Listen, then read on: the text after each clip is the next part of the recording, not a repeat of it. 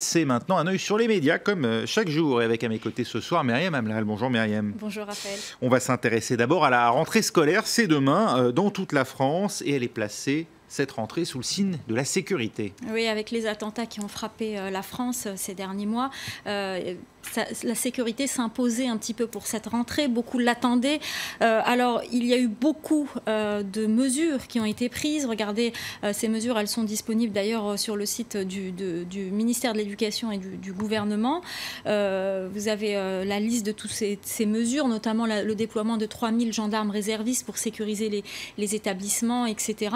Mais vous avez surtout, et on en parle beaucoup dans la presse, ces fameux SMS d'alerte testés avant la rentrée. Donc aujourd'hui, c'était la rentrée des professeurs aujourd'hui, et apparemment le test est réussi. C'est un SMS, donc on ne sait pas trop le contenu de ce SMS, et je pense qu'on ne le saura pas, mais il est adressé uniquement au directeur d'établissement, et il a pour but bien sûr d'alerter en cas de risque d'attentat ou d'alerte attentat. Alors ce procédé a été proposé par un député il y a quelques temps, notamment parce que l'application SAIP, l'application alerte attentat mise en place par le gouvernement, a montré ses limites lors du dernier attentat de Nice, et donc et aussi parce que il faut avoir un smartphone pour pouvoir avoir accès aux applications. Donc la question du SMS a été beaucoup discutée, et il est question de créer cette fameuse alerte SMS qui serait envoyée par les opérateurs et aux frais de l'État en cas d'attentat, mais aussi de catastrophe naturelle. Ce thème de la sécurité, on le retrouve un peu partout dans le monde, hein. Oui. Notamment en Belgique. Alors vous en doutez, vous vous souvenez, lorsque le pays a été frappé par les attentats, on a beaucoup parlé aussi de la sécurisation des écoles. Ça a été un des thèmes principaux évoqués par le gouvernement. Alors le ton est différent en Belgique. Les parents d'élèves trouvent qu'on en fait un peu trop. Alors le niveau alerte attentat est maintenu à 3 sur 4, mais beaucoup de parents trouvent qu'il y a un excès de zèle de certains directeurs d'établissement et qui maintiennent une espèce de climat anxiogène, et ils souhaiteraient quand même qu'on lève un peu le pied. C'est ce qu'on peut lire notamment sur le site de nos confrères de la RTBF. Toujours est-il que le niveau est toujours à 3, et les mesures qui ont été prises il y a quelques mois sont maintenues. Mais les directeurs d'établissement sont appelés à être un peu moins, montrer un peu moins cette anxiété. Au Proche, au Moyen-Orient, on parle aussi de la rentrée en Jordanie, question de la scolarisation des enfants réfugiés.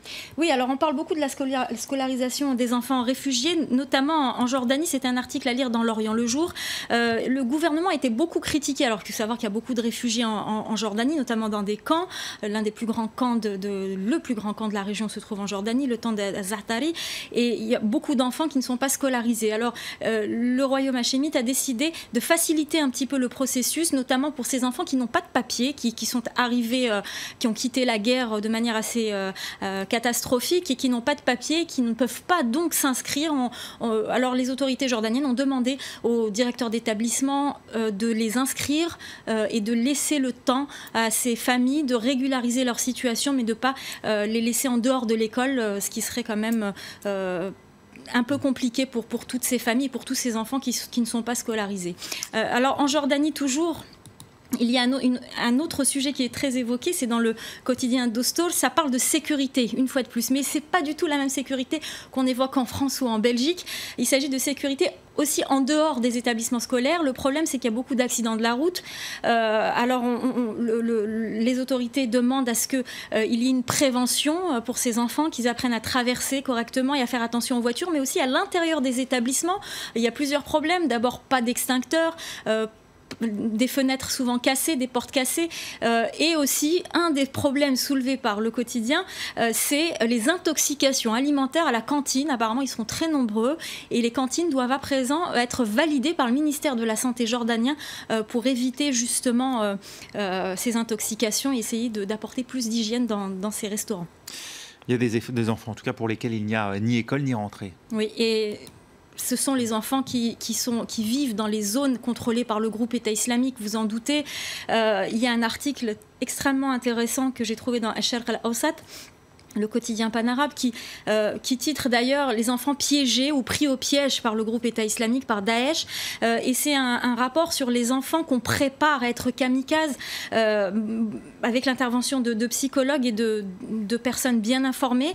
C'est extrêmement intéressant parce qu'on apprend en fait que l'éducation, entre guillemets, parce qu'il ne s'agit pas d'éducation mais plus de propagande, de ces enfants fait partie des points importants de ce groupe, du groupe État islamique, et qu'il s'articule en 3 parties. D'abord la formation idéologique, l'apprentissage du Coran et la préparation à être kamikaze, mais aussi la formation militaire. Ces enfants sont entraînés à utiliser des armes, et puis l'entraînement psychologique. Et là, on en parle beaucoup dans cet article. Il s'agit de faire visionner à ces enfants des vidéos d'exécution, mais aussi de les emmener sur les lieux d'exécution, de les initier à ces exécutions, ce qui est assez terrible. Et le psychologue qui intervient dans cet article explique que c'est pour les déposséder de leurs sentiments, et le but vraiment c'est d'en faire des enfants soldats, des machines à tuer, et visiblement, d'après les informations qu'a Sharq al-Awsat, ils sont de plus en plus nombreux sur le terrain, peut-être que parce que le groupe État islamique perd du terrain,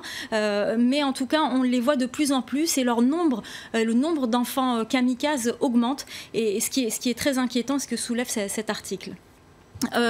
Oui. Un dernier mot peut-être, la Corée du Nord, un pays sous blackout total, difficile de dire même à quoi ressemble là-bas la rentrée scolaire. Ce qu'on sait sans doute, c'est qu'elle aura lieu sans le ministre de l'Éducation. On a appris récemment qu'il a été exécuté au mois de juillet. Pourquoi? Alors officiellement parce qu'il aurait fait une sieste pendant une conférence du leader nord-coréen, et on apprend ensuite que c'était une excuse bien évidemment, et qu'il a été exécuté aussi parce qu'il est considéré comme anti-révolutionnaire et un petit peu trouble-fête de ce régime. On apprend que la purge se poursuit, qu'elle avait commencé en 2003 et qu'elle s'était un petit peu stagnée, et que là ça reprend, et que d'autres dirigeants, notamment le ministre de l'Agriculture, a été exécuté, et d'autres dirigeants ont été envoyés dans des camps de rééducation. Alors voilà, ce sont des termes qu'on utilise et qu'on trouve, comme quoi l'éducation ou la propagande, parfois, on a tendance à mélanger un peu les deux. Merci beaucoup, Myriam.